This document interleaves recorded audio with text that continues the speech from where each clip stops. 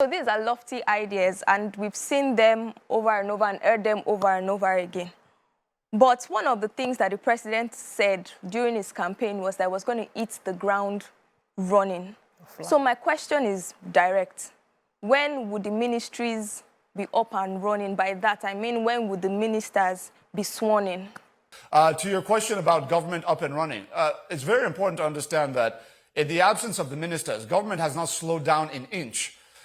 Because you have permanent secretaries that go back to the last administration that have all the institutional memory, and they have been stepping in, performing the functions of the ministers. So in some ways, or this is the irony, in some ways, the permanent secretary that's operating as in the minister's capacity as of now has more institutional memory and understanding of what's going on than even the new ministers when they come on and they have to learn everything from scratch and all of that.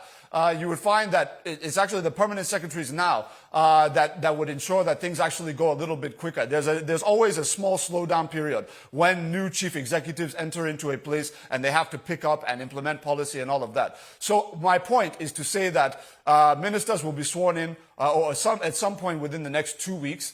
They have to go through an orientation retreat through the office of the secretary to the government of the federation, after which they will now be sworn in. But the point is government has not in any way slowed down. In fact, because of what I've just mentioned, it's been able to take off from the last administration very seamlessly. We heard that El-Rufai withdrew his interest in getting a ministerial role and went ahead to nominate a replacement. Can you confirm or refute this story that is going around? Unfortunately, I do not. As I'm sitting here, I have no official word on that. I did see the report. I absolutely did see the report in an online news publication, just the way everybody else did.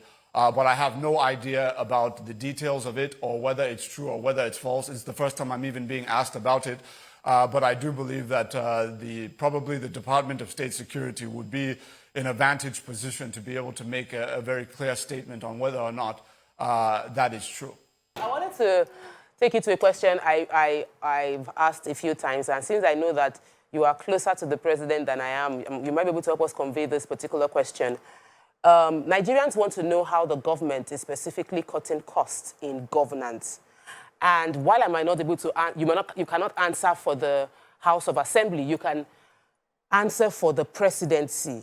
What is the presidency and the president doing to cut the cost of governance as it applies to the executives? Because we were all shocked at the number of people that got nominated for ministerial lists, that this was the biggest list, not when we're trying to cut costs. How would you address the mindset of the president now? And we hope you help us convey that we want to know in clear terms and naira and kobo how he's cutting costs. Fantastic question. So let's take this bit by bit. On the one hand, yes, the nomination of ministers, there has been some public reaction to the effect that, are these not too many and things like that. And we understand the thinking, of Nigerians who have expressed some trepidation or caution about that. But for those of us who have the privilege of engaging with Mr. President, we fully understand that what he's trying to do and what he is doing is to professionalize government. He wants to enhance specialization within our federal ministries, departments, and agencies. And part of that has to do with the fact that he came in and recognized that the current structure of government is too condensed. So you have one ministry, for example, ministries like Ministry of Works and Housing. Housing is a big deal in Nigeria. It's not a small thing. We're talking of where Nigerians are putting their head at night and all of that, where the difference between whether you're sleeping outside or sleeping under a shelter is under the authority of institutions like this, and is being conjoined with Works that is managing all federal roads in the country. What Mr. President said is, look, it's in the best short to medium term and long term interest of Nigerians for us to have one minister who is in charge of each segment of these very massive component parts of what were very loaded ministries before, probably a bit too burdensome for one individual actor and the like as it was before, to say, look, if we have one person that's dedicated to housing as against one person trying to juggle and manage the same 24 hours we all have between two major priorities, let's have one person deal with each one. That way we can get maximum value and maximum attention paid to the problems within those individual sectors.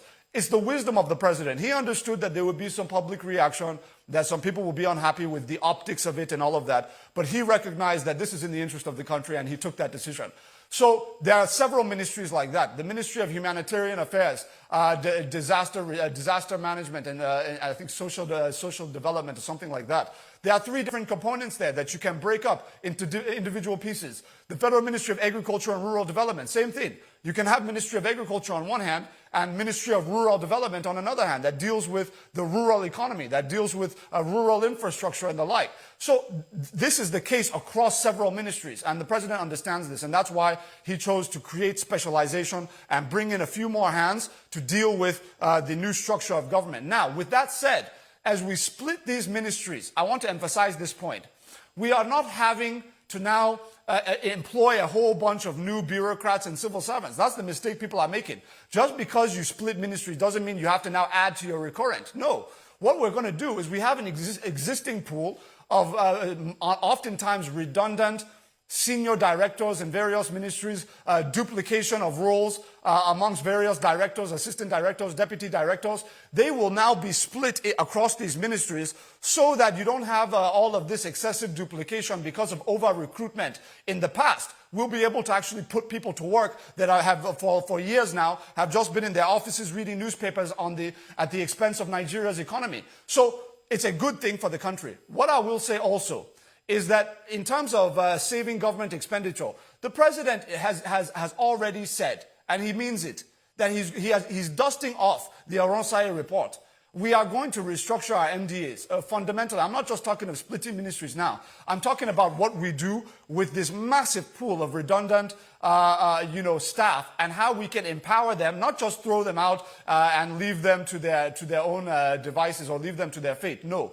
But we're going to develop a plan of transition so that we can bring down our recurrent and also totally reform our recruitment process. So it's not a matter of, oh, this minister is from Rivers State. As a result, he'll be looking for people from, he'll be looking at people from different local government areas of the state to flood into the federal civil service as a form of political reward and all of that. Those days are over. We want professionals. We want first-class graduates. We want the best of the Nigerian youth to be going into the civil service as against just the private sector. There's a lot that has to be done. Yes, so I wanted to ask about the Bosu's appointment. So we remember that Bosu's screening generated a lot of controversy last week. And it was based on the fact that he had said some things, and Nigerians commended the senators for being very forgiving. But we wanted to understand what pre-qualified him to be nominated in the first place from the president's perspective. And let me throw in my own question because of time. So aside from the Dr. Bosu Tijani's question, also the Southeast are complaining that they only got 5 slots in the ministerial nomination. How does your president react to that, or how do you react to that? So, of course, in the compilation of any cabinet, the Constitution is very clear, which is that each state must be able to produce a minister of the federal cabinet, right? All of those constitutional requirements have been satisfied. Yes, we can, there's always this tendency to, there's this movement of the goalposts we see on some of these issues, right? Where we'll say, okay, he may have done this one, but what about this one?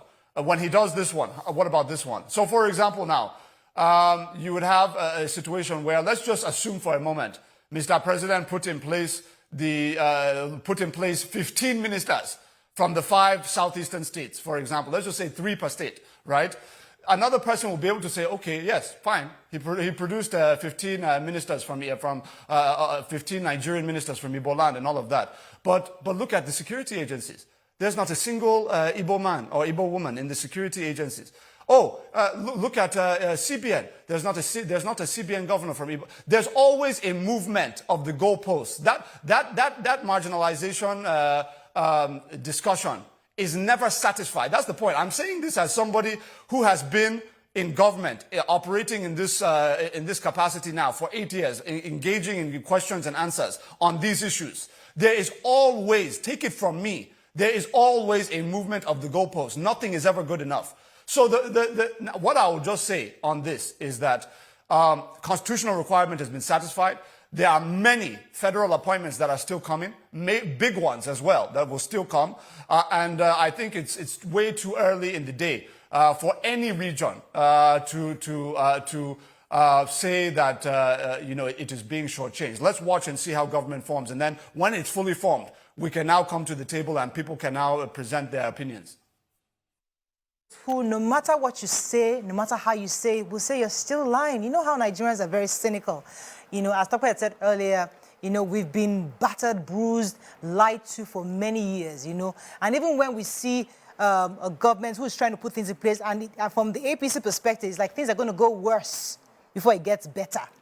So where we are right now, Naira was 950 Naira to the dollar, So things are really bad. So no matter what you say now, there are cynics who are going to say, they've started lying again. See all the grammar they are speaking. They're not even listening to what you're saying. How do we carry those kind of people along in helping them see better? Hopefully they can do better. Mariah, this is such an important question you've just asked. Because, you see, my first press conference as the official spokesperson of President Bola Ahmed Tinubu, I took my time to explain to Nigerians that we will not do business as usual. We recognize that we have, when I say we, I'm talking of public sector in Nigeria, the Nigerian government as a bloc, not party, not individual now, just the notion of Nigerian government. We have earned the skepticism of Nigerians. Nigerians have every reason not to believe us. We're talking decades now of maladministration. And even the pockets of good that we have done, compared to the mountains of bad that has been done, it's almost inconsequential in the minds of Nigerians. So when President Muhammadu Buhari completed the second Niger Bridge, built 5 new international airports, put new railways in the southwest, new Lekki Port in the southwest, and all the other things that have been done by the previous administration, you find that he still had to grapple with decades worth of mistrust, decades worth of anger, and all of that from the Nigerian populace. So it's something that is ongoing. But what we are going to do is we are going to level with Nigerians and ensure that from the position of government, particularly those of us who are spokespeople, media functionaries, I said it in my initial press conference, we will not be arrogant. We will not talk down on Nigerians. We will not be those spokesmen that are condescending. They think they're higher than everybody. They're better than everybody because they're in political office. We know where we came from. So what we are saying is that we will level with Nigerians. We will be humble in our approach, and we will be honest with Nigerians. So what we believe is that if we do that, if we level with people, and we treat Nigerians with respect, we don't insult them, we don't show this condescending mindset, arrogant attitude toward them, that there's a mutual respect that develops where people will listen to you because they know that you respect them. And I do respect Nigerians. And spokesmen under this government know that under the leadership of the president, there will be zero tolerance for any of that arrogant, condescending and insulting nonsense, online or offline. So for us, the focus is going to be on saying, look, this is what we're doing. This is what we're going to deliver. This is the timeline that we're going to deliver on. So that once we meet that timeline, you will now say, yes, this government is building trust with us. If we fail to meet that timeline, then Nigerians will rightly say, this government is the same as all those other years of maladministrators and all of that. So that is the focus. Openness, humility, and constant direct communication with Nigerians, telling them what we can do and what we can't do. But what we will not do is we will not be baited and tempted to tell Nigerians what is not true. Because the temptation, let me just give you a practical example. The economic crisis that the country is currently facing, the temptation on a spokesperson like me is to come out and say, all is going to be well in a week. Everything will be okay and everybody will see some form of succor. I want to be able to say that. But I don't say that because I'm disciplined and I'm determined to be honest with our people. So I'll tell you, look, this thing is going to be 6 to 9 months on the first phase of CNG because that is the timeline that we were given by NIPCO, and we're going to deliver that timeline. But I will not tell you what is true, but sometimes Nigerians, out of their pain, right, and their frustration, which is understandable, they're saying, look, we want you to tell us what you're doing today. And I want to tell you what we can do today, but I don't want to lie to you because I want to build trust with you. So that's always the challenge that we have. But I can assure you, we're going to do things very differently. So social media for you. Is it true that the president is living in a 2-bedroom apartment in Aso Villa? That is true. The president is in the glass house, and it is a very small place.